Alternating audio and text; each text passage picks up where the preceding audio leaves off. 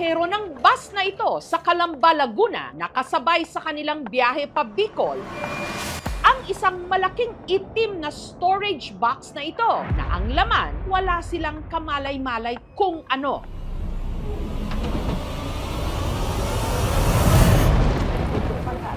Makalipas ang 8 oras, ang sikreto ng storage box nabunyag nung namataan itong palutang-lutang sa isang ilog sa Basud, Camarines Norte. Nabasag nga siya, siguro dahil sa impact ng pagbagsak. Anong bagay yan? At nang ito'y buksan, nagulantang sila sa laman. Ay, tao po sa laman daw Labi ng isang babae na may mga tattoo sa balikat at dibdib. Sino ang babae sa storage box? Nakilala ko po siya online lang po. At sino ang nakagawa nito sa kanya? Brutal po kasi yung ginawa niya. Demonyo lang po yung kayang gumawa ng ganun. Hindi po alam kung anong gagawin ito eh.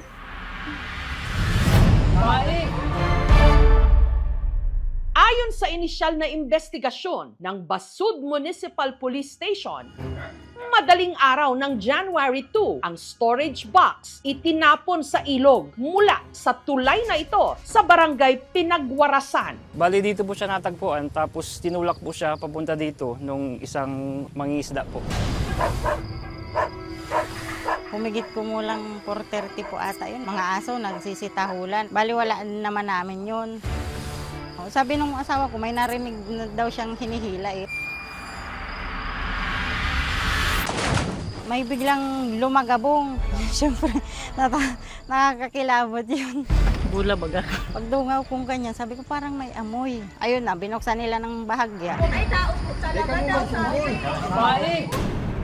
Tapos na-confirm naman nung kagawad namin na may kamay ngang nakita. Nag-conduct po kami ng follow-up investigation. Ginamit namin po yung social media para ma-identify yung victim.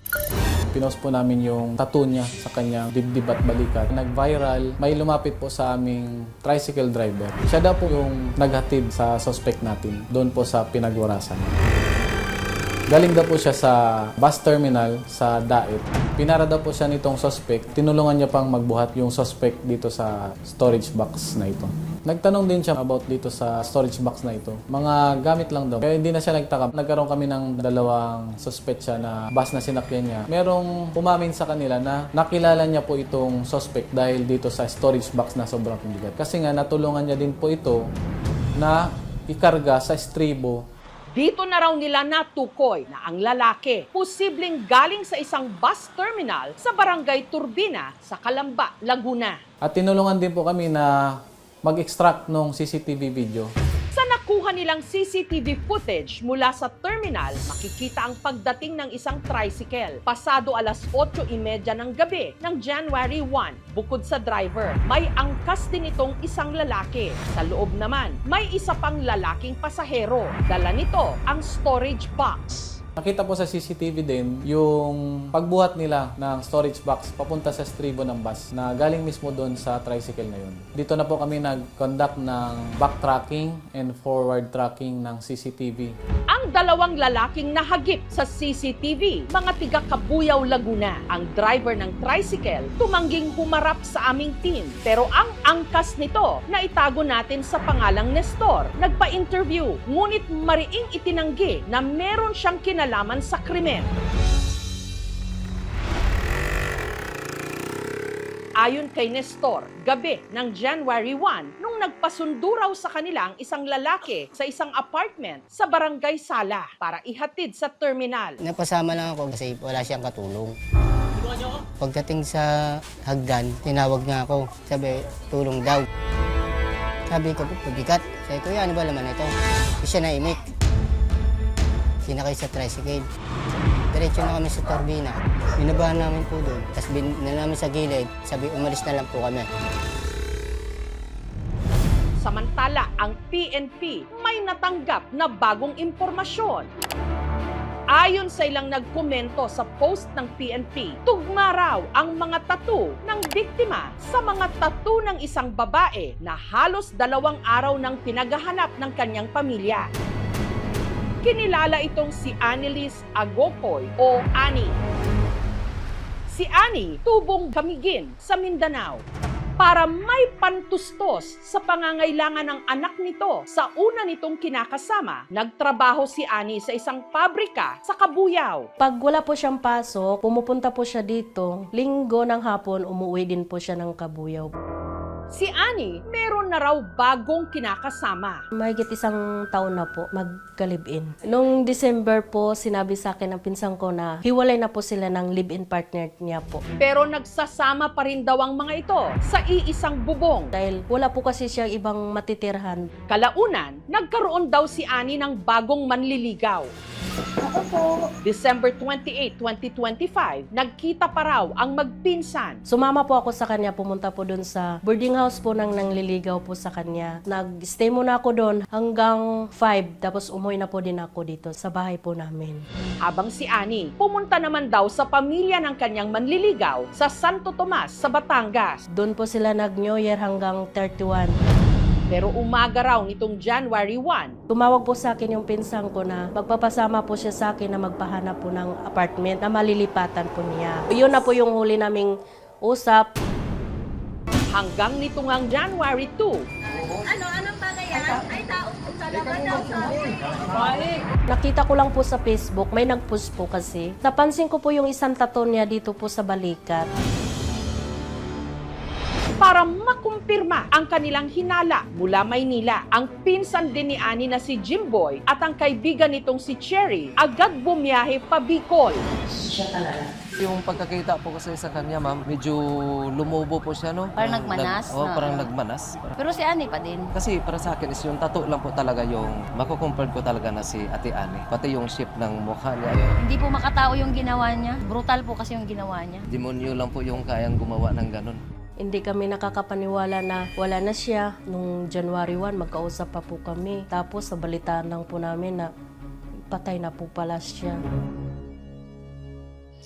Mahigit 15 taon na raw hindi nakakauwi ng Camiguin si Ani. Kaya hindi raw nila lubos inakala na sa susunod na uwi nito, isa na itong malamig na bangkay. Ang importante makaabot atong anak.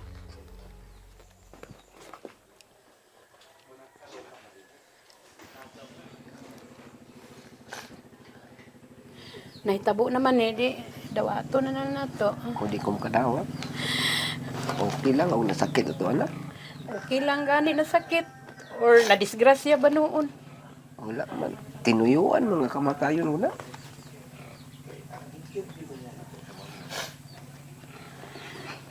Saon ta man nayaan naman.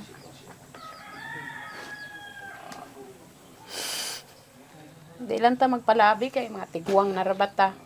Di ko kasabot, ma'am, sa kukibati. Kawa bagit puangod nga tao. Marong masakitan ko kayo, ma'am, sa itabo ko sa kuwan, anak. Okay lang, naibaw ko nga nasakit siya. Pero inana karon wala siya masakit, sus. Makita yung anak ko, hindi ko alam kung anong gagawin pa Matagal na kami hindi nagkita. Masayahin naman yun.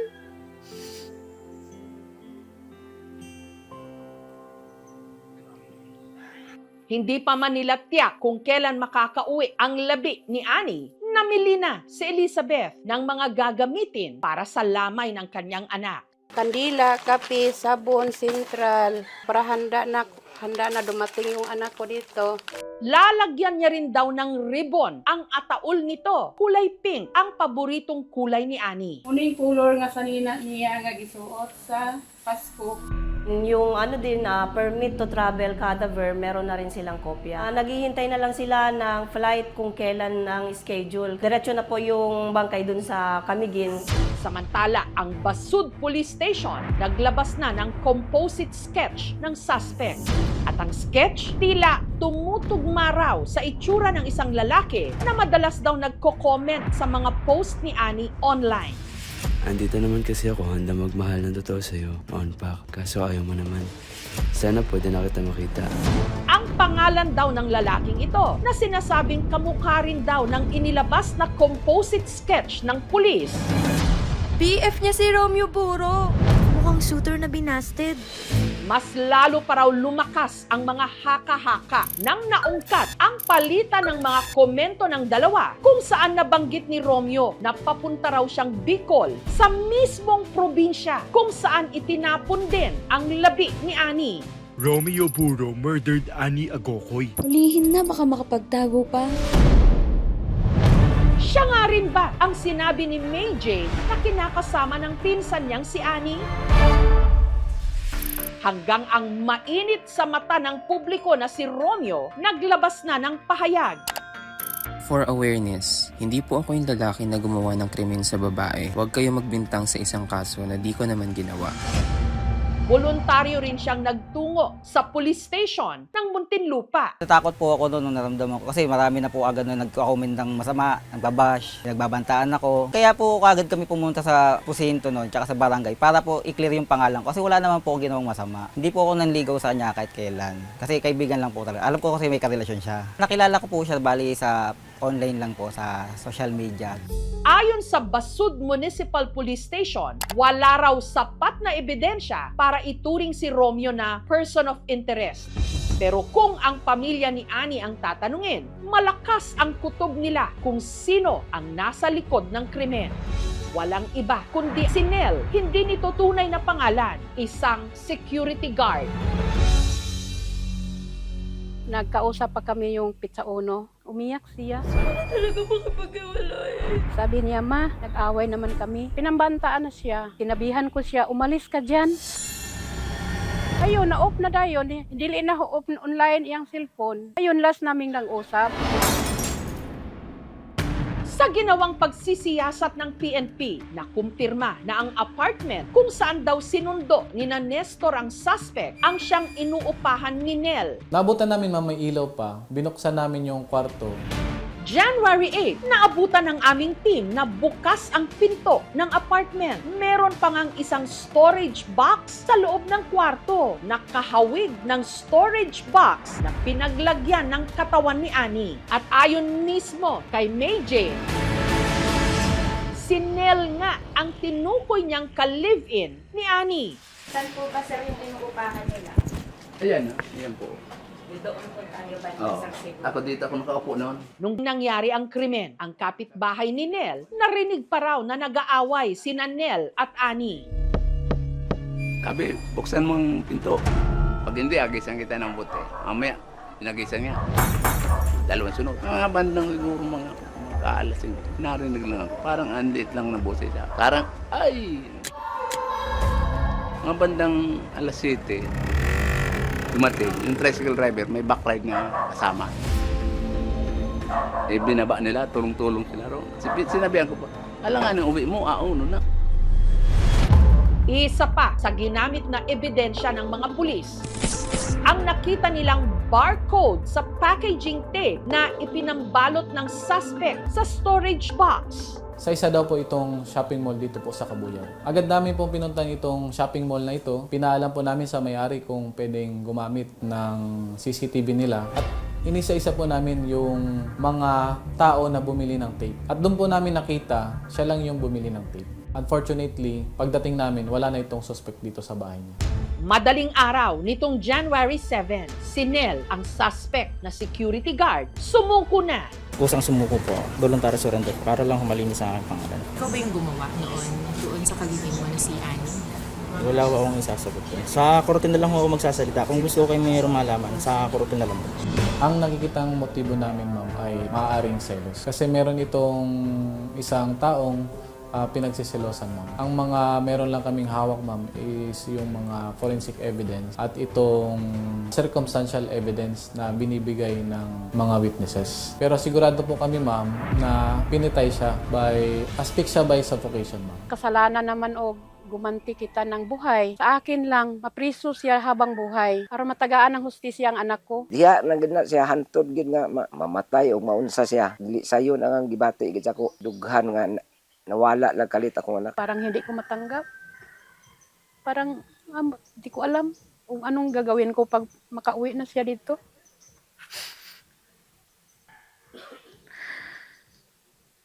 Nagpasalamat lang yapon ko sa Ginoo bisan og wala na siya. Nakitaan gihapon siya. Nakita siya. Sa gitna ng kanilang pagdadalamhati, dagdag pasanin para sa pamilya ang mahabang proseso para maiuwi ang bangkay ni Ani sa Camiguin. Para sa imuha, okay lang ba nga iuli na mo si Ani nga ikikremate na muna? Oh my God. Praktikal lang kuno ta karon nga mga istorya. Kay kung ingana man gud nga i-travel siya te, daghan man gud proseso. Gikan diri sa Naga to naiya to Cagayan to Camiguin, sumurag haba na kuno kaayo ang proseso te. Malamayan man gyapon si Ani diha, although abo na siya. Che, kung mahimot siya na apay mapamaagi, che, dili unta ko gusto makremit. Sayod ka yun nga dugay na mo nagkita. Matapos ang mahigit isang dekada, nakauwi na si Ani sa kanilang bayan sa Bura, sa Camiguin. Hindi malimutan, ma'am, kasi New Year yun. Ang murder ay may kaparusahan ng reklusyon perpetua o yung tinatawag na habang buhay na pagkakakulong. Under paragraph 6 ng 248 ng ating revised penal code ay merong tinatawag na scoffing of the corpse, sapagkat nung siya'y pinatay ay isinilid siya sa isang maliit lamang na storage box na kung saan ay kailangan pang isiksik ang bangkay ng biktima at itinapon pa sa ilog. Yun ay tinatawag nating pangungutya doon sa biktima. Ang dami-dami nating batas na supposedly nagpo-protect sa kababaihan laban sa violence. Anti-rape law, anti-vowsy, no? Ang dami-dami niyan, anti-sexual harassment. Pero ang problema talaga natin, hindi mahusay na implementasyon ng mga batas na ito. Na pulis na sila pupunta, dapat walang barangay na walang vowsy desk. Kasi batas yan. Kung may problema yung mag-partner, dapat talaga pag-usapan nila yon. Walang puwang yung pananakit doon sa loob ng kahit na saang relasyon. Sa mga biktima ng pang-aabuso sa anumang relasyon, mahalagang magsalita at humingi ng tulong bago mauwi ang lahat sa trahedya. At sa krimeng pilit itinago sa loob ng isang kahon, mabuti na lang at lumutang pa rin ang katotohanan. Hindi man na maibabalik ng buhay si Ani, sana hindi kasamang mailibing Ay, tao po sa labas. ang katarungan.